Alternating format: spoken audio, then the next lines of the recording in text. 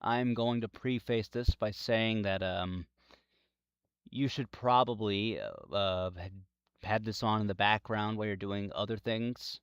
You just play a video game, do your chores, whatever it is you have to do.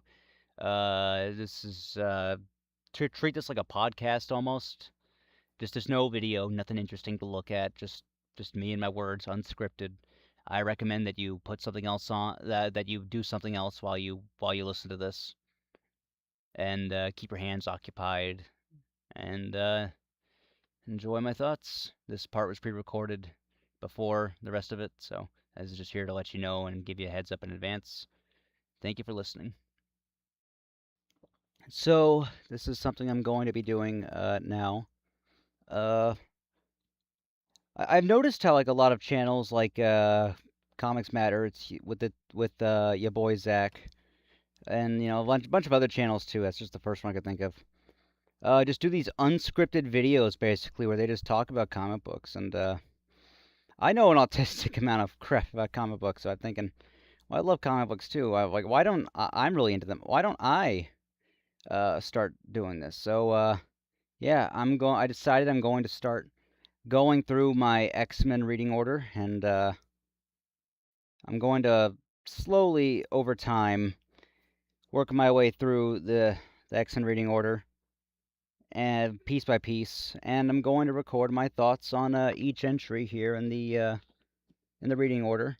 We're not going to review anything in this first inaugural one because we're going to instead I'm going to instead talk about like a little bit of the history of the X-Men reading order and like my significant and like kind of what the X-Men mean to me. So the X-Men reading order, I didn't think to put anything together like this when I first got into the X-Men. When I first started reading the X-Men proper, I read a bit of the X-Men when I was a kid, but I didn't start like trying to follow the X-Men proper until Jonathan Hickman's Krakoa era, which I think would have been 2019 or so. Uh, so like for me, my thing with comic books, when I was little, my dad owned a comic store, and I would sometimes read some of the comics hanging on the. I couldn't read any of the comics in the display cases, but I could. I was free to just pick up and read like any of the ones on the spinner racks or the or on like the shelves. So I got to read. I got to read some of them. Initially, yeah, I'm always a make mine Marvel kind of guy. That's me. But I specifically remember this issue of Superman released after the death of Superman. This cover stuck out to me. It was Superman's funeral, and a lot of superheroes were attending it. I read that, and that was like that was the first one I just picked up off the shelves and read it there. Um, and that was a really interesting thing. That got me picking up some of the comics there, just checking them out, just because I thought they were cool. That was it. And that's led me to start my own comic collection, which it was always small. It's still not very big. It's still not a very big collection, but at least like now, yeah, I've been collecting serious. I started collecting like actually like, around age 12 or 13, and I never had a big collection. It's still not big, but 'cause I'm poor and I can't like I was been spending all my money on Yu-Gi-Oh cards and other trading cards. Trading cards are my thing. What can I say? So I started like fully getting invested in Marvel around the MCU. Like I'd known Marvel from the comic books a lot. I even at age 12, I could tell you Whiplash was some MCU creation or a guy they introduced in the comics to prepare people for the MCU, or at least like as I learned later, a guy they had introduced in the comics to prepare people for its introduction in the MCU. So I knew comic books decently, like decently. I knew a lot of the general stuff, but for me, it was the MCU, the hype leading up to Infinity War. I decided to go online and to a website. It's no longer around anymore, unfortunately. This is before I used to. This is when I pirated my comics by reading them online and not downloading them as like CBR, CBZ format, and reading them that way. I read the Infinity Gauntlet by Jim Starlin. Originally, like first three issues, penciled by uh, George Perez, one of the greatest comic artists of all time. And then the final three were penciled by Ron Lim, another great artist, super underrated. So so to me that was when I really started getting invested because I thought, oh my gosh, this is incredible. And the way it ends, like Thanos and the whole yeah, I don't want to spoil it. It's just really good, really, really awesome, really worth checking out. And that's when I started getting into other comic books. I got into Captain Marvel, because someone I knew was very huge into Captain Marvel, and like, yeah, yeah, check that out. And I started with some of the stuff with Carol Danvers as Miss Marvel, and then I went to Captain Marvel, and I really liked it.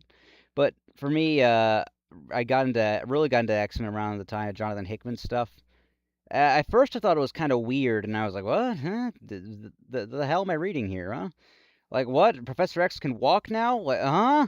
Oh, what's going on here?" And like Krakoa, what is this? What are the island, the resurrection protocols? What is the like? Huh? Excuse me? And it was just confusing, and I enjoyed it. I enjoyed it despite not knowing what was going on very well. And then I stopped following around the time Hickman left, and just decided to go back and read like the classic stuff because I thought if I can't really enjoy this for what it is, maybe I'll go back and read the classic stuff. Because I was enjoying it, but I just thought maybe I'd enjoy it better if I had the context of classic X-Men. Because asked a friend online, and they were saying, "Oh no, the last 5, 6 years, like the X-Men comics or whatever, none of that factors into what happens in the Krakoa era after Jonathan Hickman took over. None of that does. Hickman chose intentionally to ignore them. And then okay, so excuse me.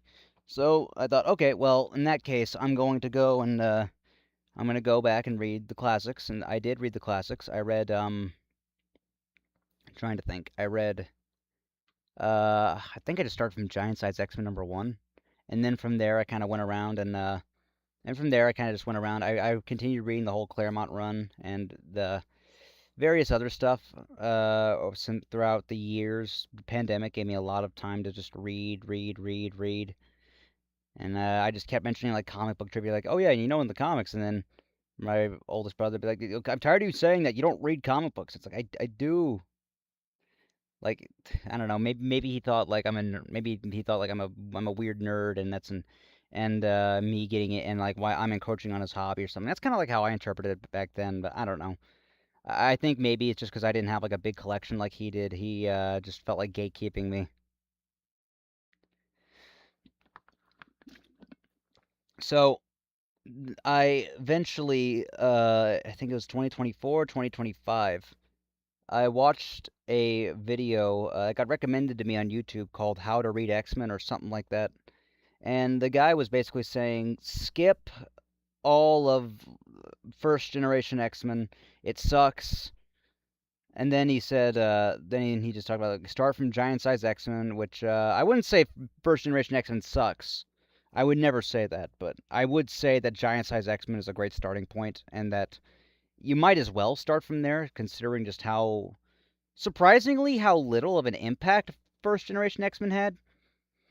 I mean, like the comic wouldn't exist without it, but the comic wouldn't exist without the first generation X-Men and the stories there, but I don't think necessarily that I don't think necessarily that it was all that meaningful, I guess, in the long run. I guess we'll get into that when I eventually get to first generation X-Men. So so to me, I felt like what the okay, this video guy's already off to a weird start with me though. And then he just talks about he's talking about just like this his video was essentially just here's the bare minimum you have to read to get to Krakoa era because that's the era I actually care about. To me, that's kind of how it felt. And Krakoa era is great, by the way. Just absolutely one of the best runs on the X-Men. Period. I'm just saying that right now. A lot of people might disagree, but like that early Krakoa, like Hickman era, is one of the best periods the X-Men has had just ever. Probably the best since Grant Morrison took over the run. I'm not even kidding about that. So the okay, so let me go back, rewind a bit. So I decided after watching that, why don't I make my own reading list? Why don't I make my own reading list and see what that would do? So I decided to see if, but first I want to see other reading lists, see if better ones existed. And I saw crushing everyone I asked and everywhere I looked, it just said go to Crushing Crisis. This guy's got you covered, and I did. And yes, this guy knows a lot of what he's talking about for sure. But here reading and what he did upload like videos where he reviewed some of these comics, and his reviews did not instill in me a lot of confidence in this guy, uh, at all, really. So but his list was really good, and I thought the problem is with his list, he has not updated it in years.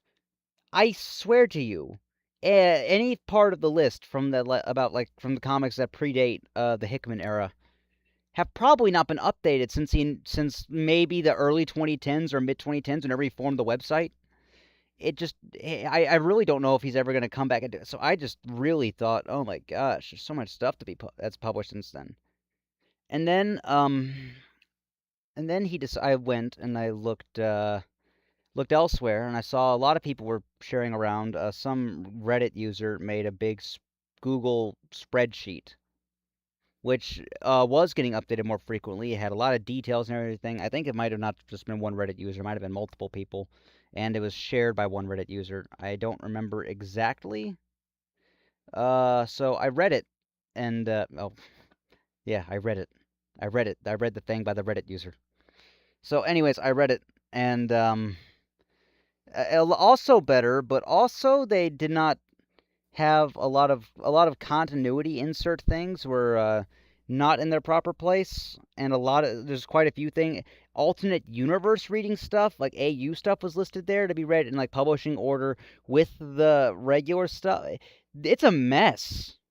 I mean, I'm not saying mine isn't a mess. I mean, like, I need to learn how to format this in like a way that's actually like reasonable. My God, I just need to do that at some point.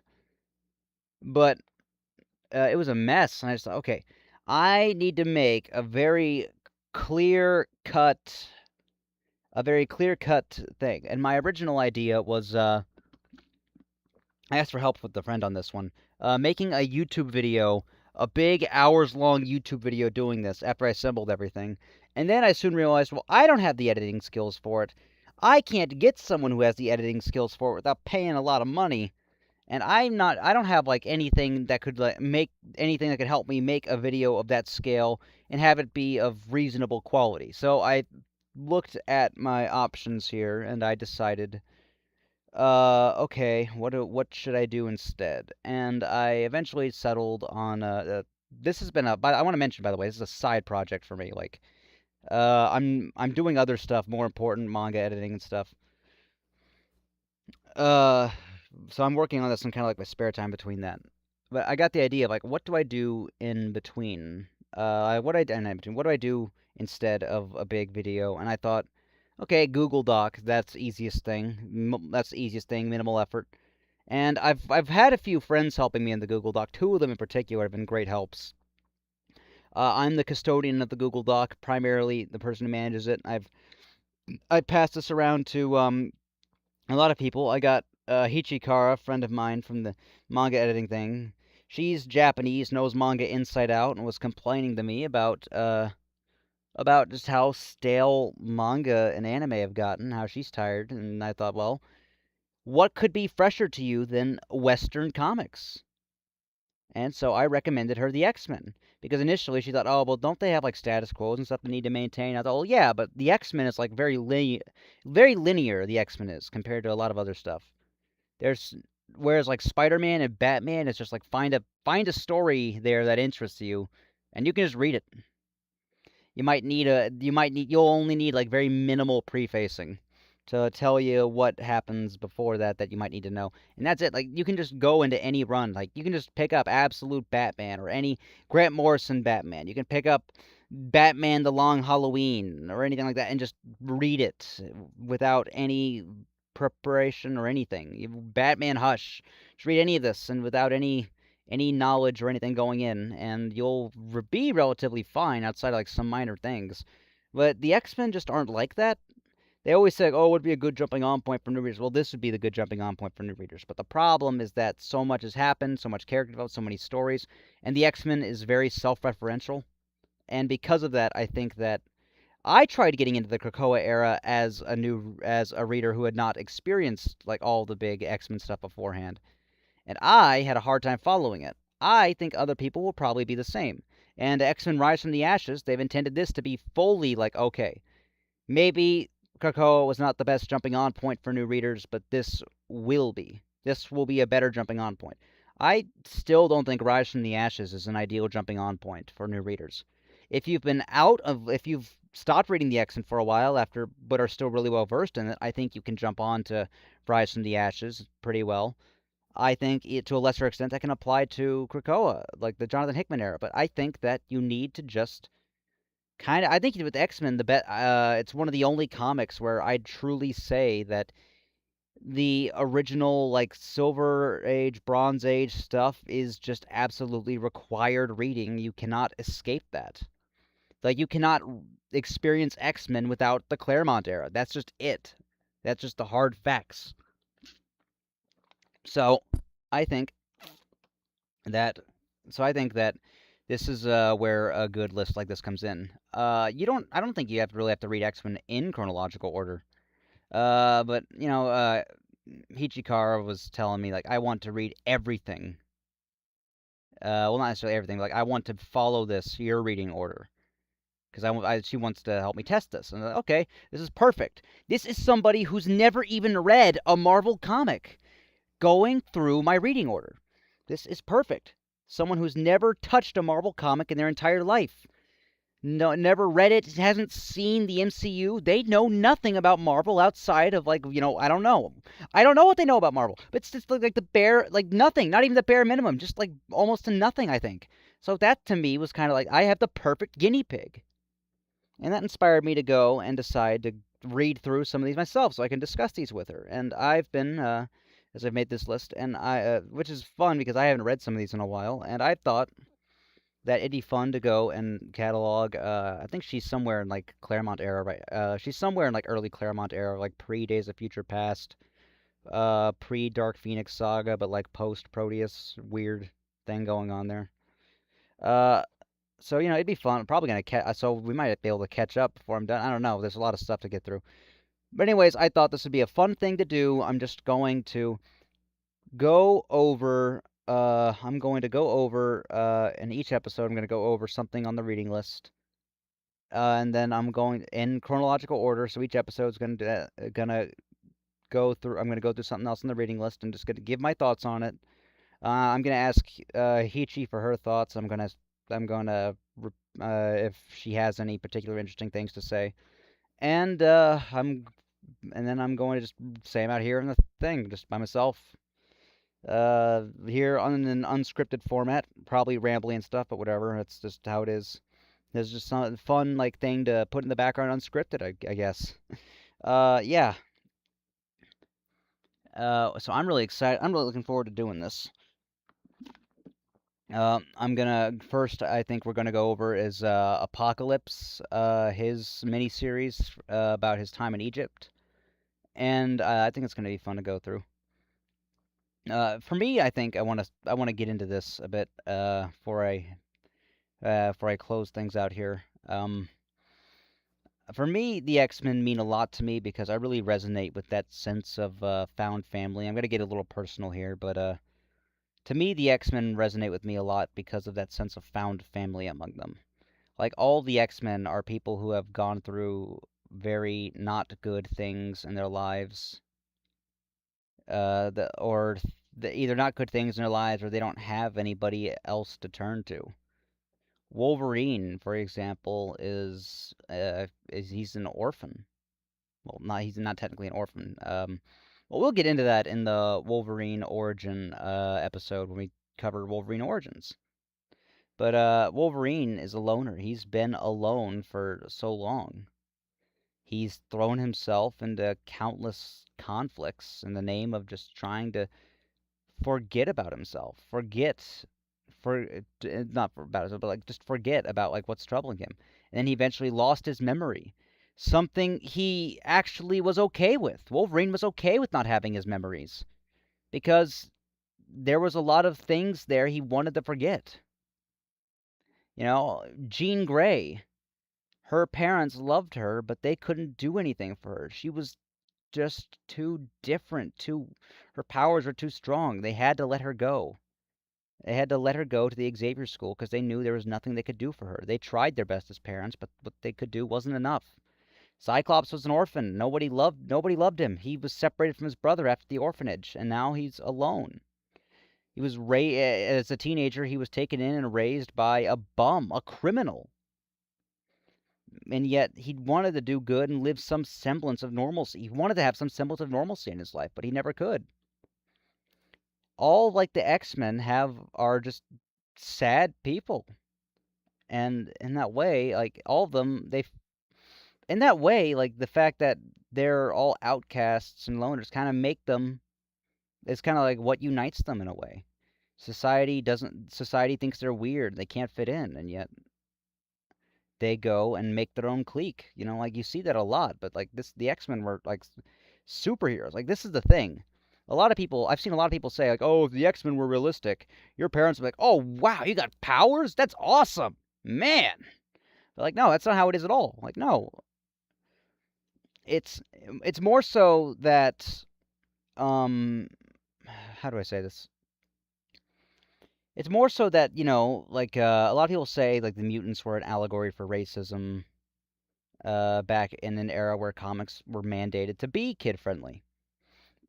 And you could make that case, but I wouldn't. That certainly goes into it. It plays a factor. It's part of it, but I think that the idea that the X-Men were just that isn't like that. Chris Claremont even debunked that. A lot of people were saying Chris Claremont destroys woke agenda around X-Men. I remember like an article about that. Like, what? What woke agenda around X-Men did Chris Claremont destroy? And it said that Chris Claremont debunked the idea that the X-Men are an allegory for racism and discrimination. And he just said like, no, the X-Men are just outcasts. They're the people society just hates, looks down on, and casts aside. That's what they are. That could be anybody. It's not an allegory for race. That's just an allegory for anybody who's like that. And to me, that's kind of what makes the X-Men a really unifying kind of book. And that's what makes the X-Men a really unifying kind of book in my eyes. And I really related to the X-Men, especially during the pandemic, because that was a period where we were all feeling lonely. When I was really getting into like Claremont era stuff, because I was really feeling lonely, and during the pandemic, I think all of us were, in a way. Just isolated, kept in our homes and stuff, and it was very demoralizing to be alive in that period of time. And that was where I kind of realized like I had so much, and I've related so much to these characters. My favorite X-Men is Nightcrawler. Nightcrawler he looks like a demon, and yet he's a Christian. He's a Catholic, like me. I'm a Catholic. Nightcrawler looks like a demon, and Chris Claremont, he talked about this. Like, shown to me by, I see this guy shown to me by Dave Cockrum, and I just think to myself, well, there's only two options for this guy's life, because he looks like this.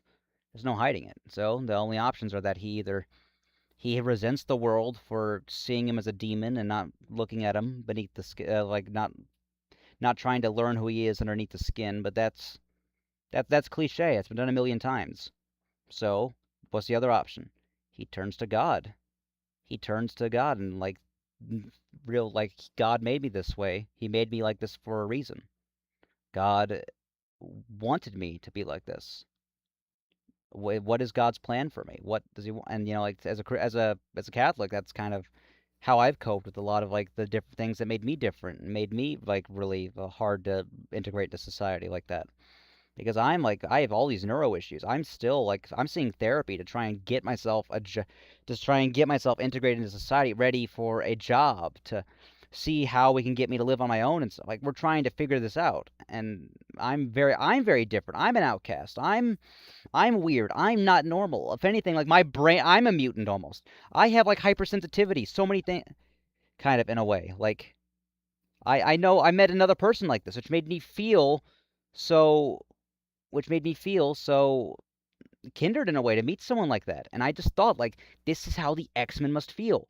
I met somebody who has my same like hypersensitivity thing. Like I just thought like or similar to it in a way.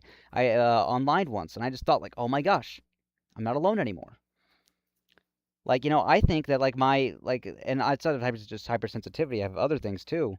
Is like I'm so weird and different that, like in a way I could be seen as a mutant, like by X-Men definitions almost. Like I don't have like any crazy powers almost, but it's like the kind of way like all my, but like the kind of way like I don't get over, but it's like what's weird. I don't get overstimulated at all. I can't get overstimulated, but yet I can't get over, well, not very easily, anyways. And it's just kind of, and yet I have like all my senses are like strong. Like it's weird like that. So in a way, I could be seen as a mutant, and I think that so I've coped with the fact that I'm different, through my faith, like Nightcrawler has. Nightcrawler is also wants to be a showman. He looks weird. He looks repulsive to most people. And yet he's a showman at heart. He loves to show off and he loves to show off. His idol is Errol Flynn. He loves to show off and just be different. Embrace that. He likes to show me like, yeah, like people don't think he's terrifying looking, but he loves to show off and just be fun, be the center of attention, and let people like give people a good time. Like that's Nightcrawler. Like just to be at the center of attention at a party and just like start doing crazy weird party tricks. And everyone's like, oh wow, look at this guy. Like that's the kind of person Nightcrawler is. The kind of person to just go put on like a great like performance at a theater. Like that's and just do all his own stunts and just amaze the crowd. Like, oh my gosh, like that's him. I've always loved trying to get people to be like, oh hey, look, oh hey, look, that's him. He's being weird. Like like he's being funny. I used to be like that when I was a kid, and now I've kind of grown to the point where I don't want to be it. And I don't now, but eventually over time, I've grown to a point where I just don't want to necessarily be seen be seen a whole lot at family gatherings and stuff because I don't feel like I have enough to contribute or say. I think that kind of makes me different a bit. But that was kind of like how I used to be, and so I just kind of saw a lot of myself in some way at one point or another in Nightcrawler, and that's kind of how I viewed. That's kind of how I viewed like a lot of my relationship with Nightcrawler, and to a greater extent the X Men as a whole, because I kind of viewed that as like, hey, they're outcasts. I'm an outcast. Like even in my own family, like I'm so different from my brothers. I can't. It's hard for me to. I'm so different from my brothers that it's hard for me to confide in them a lot of times. It's been that way. I love them, but it's hard for me to confide in them. So I relate with the idea of like not feeling like you have anybody you can talk to. Like I love my mom and I love my dad, but I'm so different from them that it's just very. I'm so different from them that it's in many ways that it's hard for them to understand me and just talk to me like this and just level with me on and get on my level like to where we can like fully. It's just hard and like I very much, and so I kind of I see a lot of myself with that with the X-Men, and as a as a youth, like I was, I get the other thing that like makes the found family aspect resonate with me a lot is the fact that when I was young, my parents divorced, and when I was young, they divorced. I was 9 or 10. I don't remember how old, and it sucked. I didn't really comprehend what it was like. My family just falling apart like that. I never grasped how I never. My mom always says like I acted out, but that the thing is, I never grasped just how serious it was. I never grasped just the full implications of it. It's just like they don't love each other anymore. They don't love each other anymore. They don't see each other anymore. That's just how it is. I just thought like that's how it is, I guess. And and so that was a big thing. I didn't see my dad. I didn't see my dad a whole lot. Like over time, I saw him less and less. He tried to be an involved father, but he was around less and less. And I just thought, and my best friend for 2 whole years was a rat. I had a pet rat. It was like my dearest friend in the whole world, and I still look back every day and think like, I could have been a better owner for that rat, especially when she became paraplegic and had started having special needs that I just couldn't meet. It was just depressing, you know. I wish I could have had two rats, so she wouldn't have been lonely. I was the only companion for that rat, and she was my only, and she was one of my only friends. Like it was hard, you know. She was the sweetest little thing, and she had to leave me because rats are, despite how amazing they are, they're smart, they're loyal, they're friendly, they love you. They just have short lifespans. That's just how it is. And then, like I've had friends at various points, but either they've moved away and then a lot of them moved away, then I moved away, and you know, it's just sad. There was a girl I loved, and I just unfortunately I don't get to. She's not like a part of my. She's not. I don't want to talk about that. I don't. I'm not ready. I'm not ready to talk about that. But and then I've just been kind of since I've moved here. I've just been, like I've had friends online at various points, but I kind of chose to almost like isolate myself almost during the pandemic. Kind of like socially, both online and everything. I quit like basically all social media. I'd go under like I'd create new names and stuff and just go online then and that way. I'd create new names and just like a like almost like new identities almost and just go online like pretty much anonymously doing things that way. But I've kind of felt since then that I've kind of felt like how do I don't know how to say this necessarily. I kind of feel like that was an era that I was really like I think in denial of myself a lot, and that was an era where I think I was like really in denial of myself almost in a way, and it was sad. But I've really made strides here in the last couple years to try and improve myself, and it was last year I started doing these. I started like last year I really started doing getting on these editing manga. When I met Heat Chikara and everything like that, this all started becoming like I started like editing manga and everything, and I've really felt like I was becoming like I was finding something to do with my life that has really felt productive. And in a way, I guess maybe I should have. I guess in a way, it shouldn't have been that weird to me that I found like not only was I good at editing, not only am I really good at editing manga, but like I love doing it. Like maybe it should have been clear. This shouldn't have been such a shock to me. I grew up around comic books. I've always comic books have always been a part of me. Like whether I like was conscious of it or not. So the idea that like my passion, lot something I'm passionate about that's productive and like like providing for society almost is like the thing I do that is comic book related. I don't discriminate with like manga and bande dessinée. To me, I view it all as the same. It's just comic books from another country. I love bande dessinée. I love manga. I I've yet to read a manhwa I've actually enjoyed, but I'm sure there's good ones out there. Do not tell me to read Solo Leveling. I'm not giving that series another chance. Manhwa fans, I'm sorry, I cannot level with you on that one.